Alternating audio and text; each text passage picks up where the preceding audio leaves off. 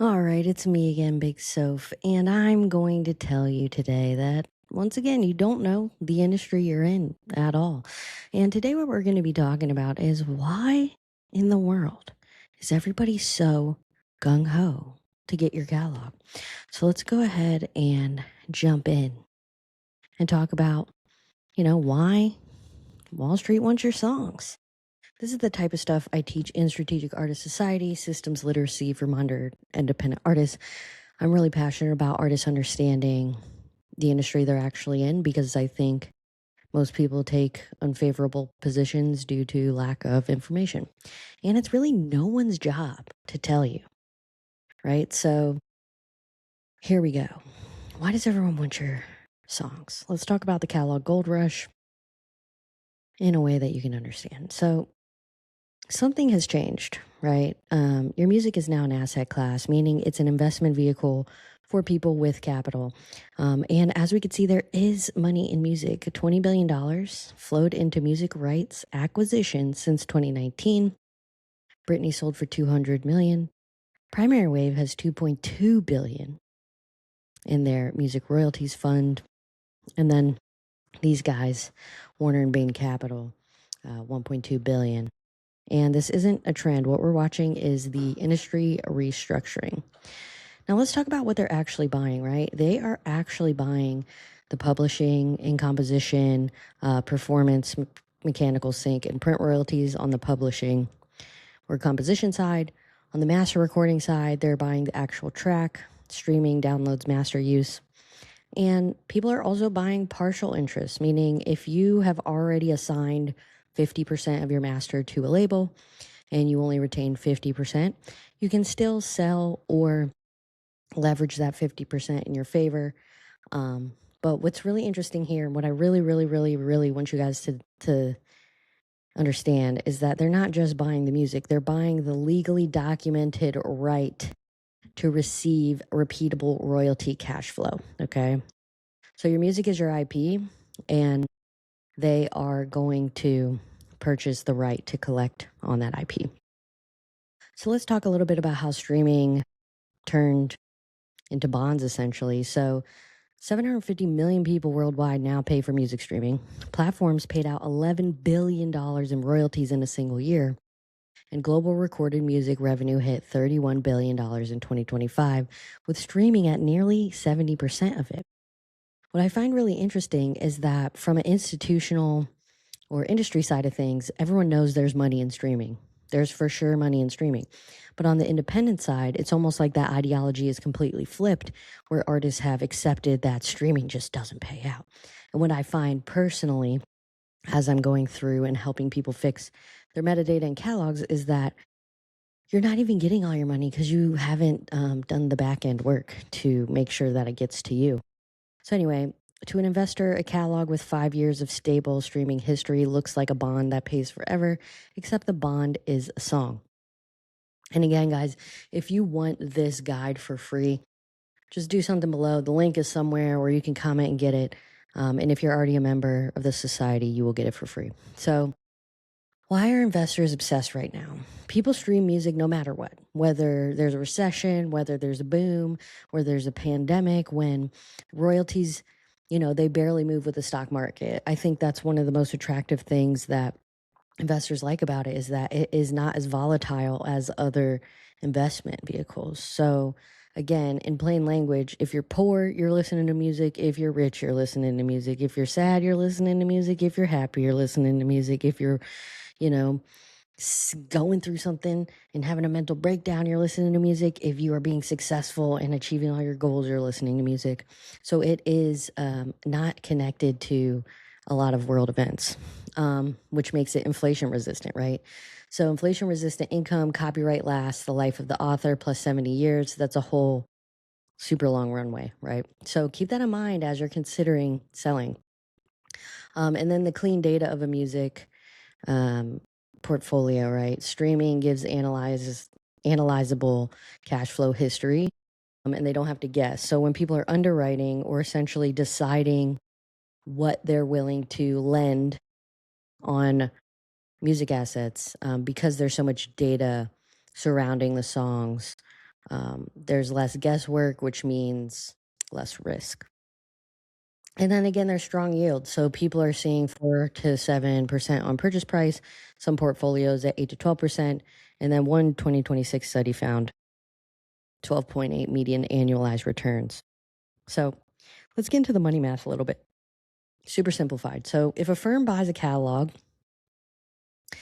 at 100 million and they use 60 million of investor equity, meaning they raise 60 million, and then 40 million of debt, once those royalties start coming in, the royalty income will pay the lender first, and then it will pay for the operations of the company, and then the investors will keep the rest. So if you buy a $100 million catalog and it makes you $160 million, that's $60 million that just goes to the investors.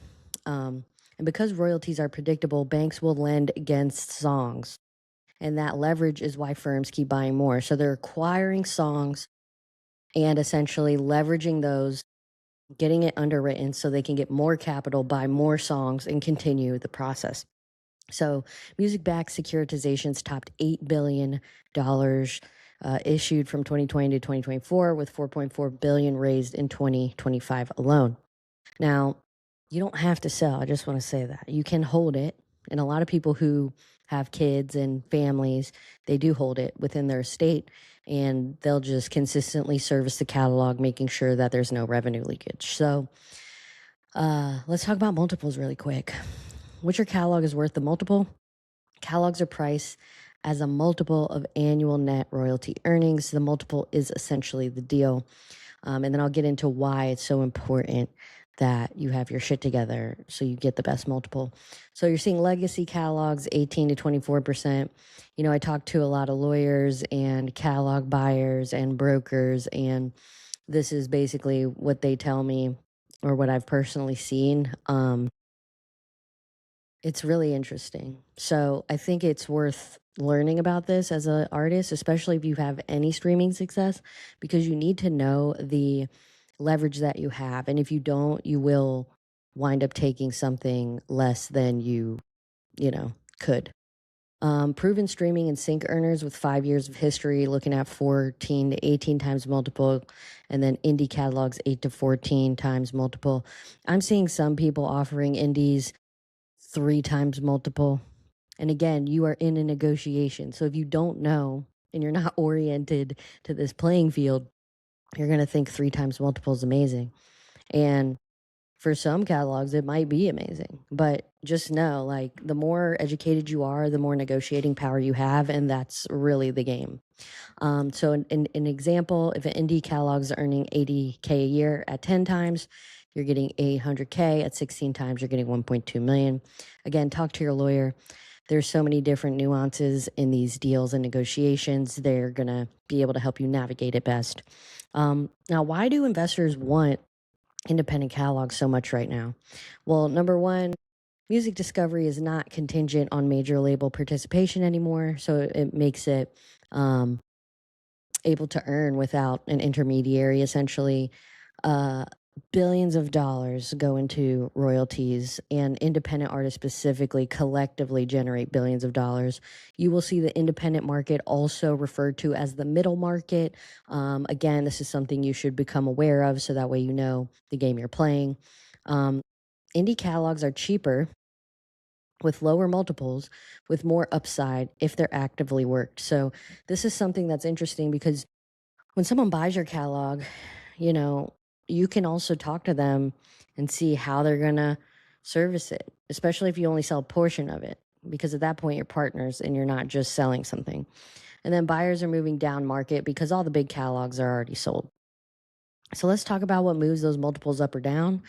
These move your multiples up typically: sync placement history, stable earnings, 5 years of clean royalty history, diversified income streams, clean ownership records. Again, getting your records together, having your split sheets, making sure all the back end stuff is together is going to financially / materially impact your offer.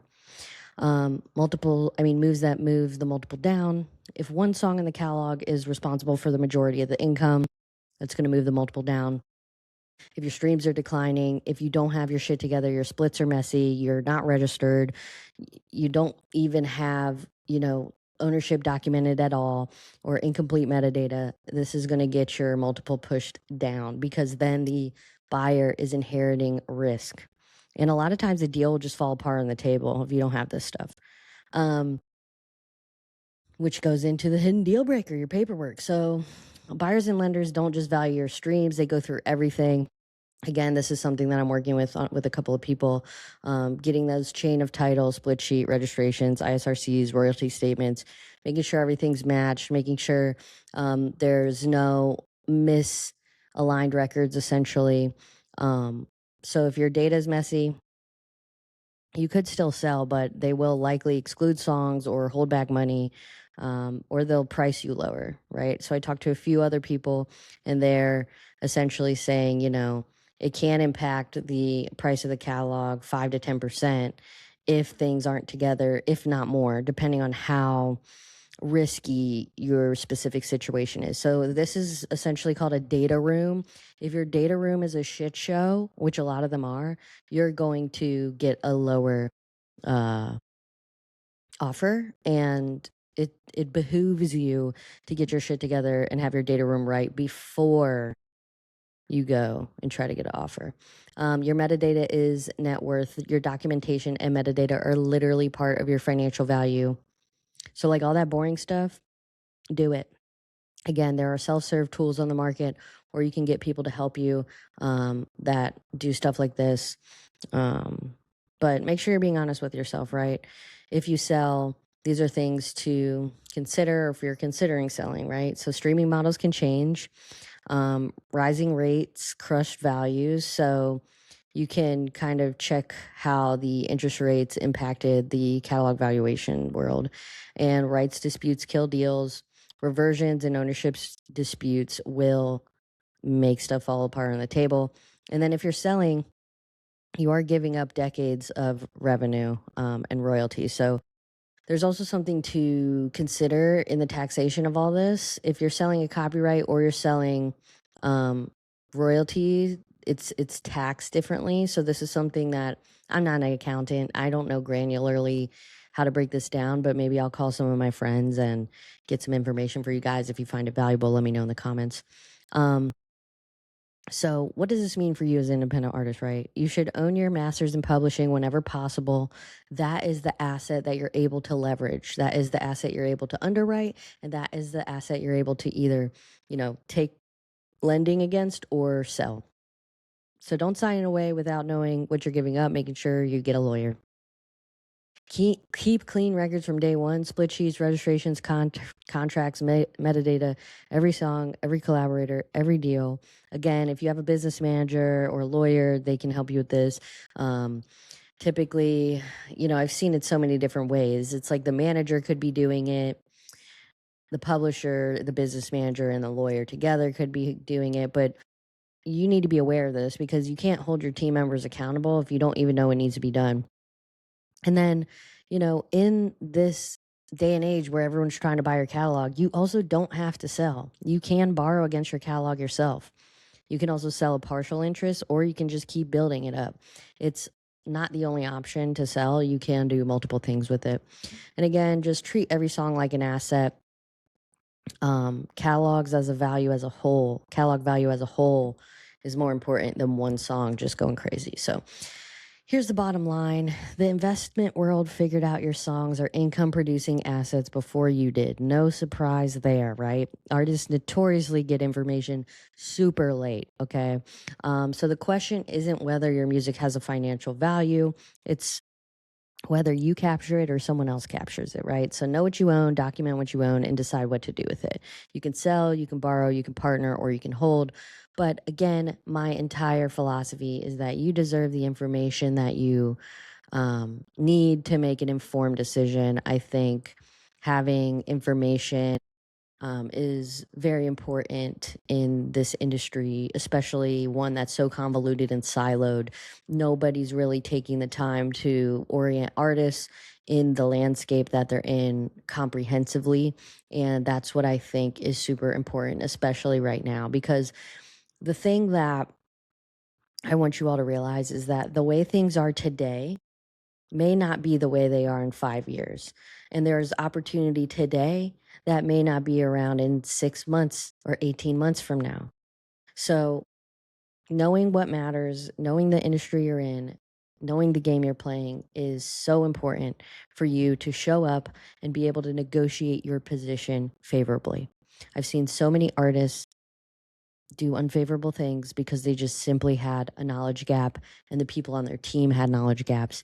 And at the end of the day, if you're the rights holder, you're the music creator, and um, you're the IP owner, it's really up to you to show up for yourself at those negotiating tables. So if you want to learn more, look somewhere around this video. Again, this is the stuff I go over in Strategic Artist Society, and I hope you enjoyed this. If you did, give me a comment, and I'll see you other places on the internet. Bye.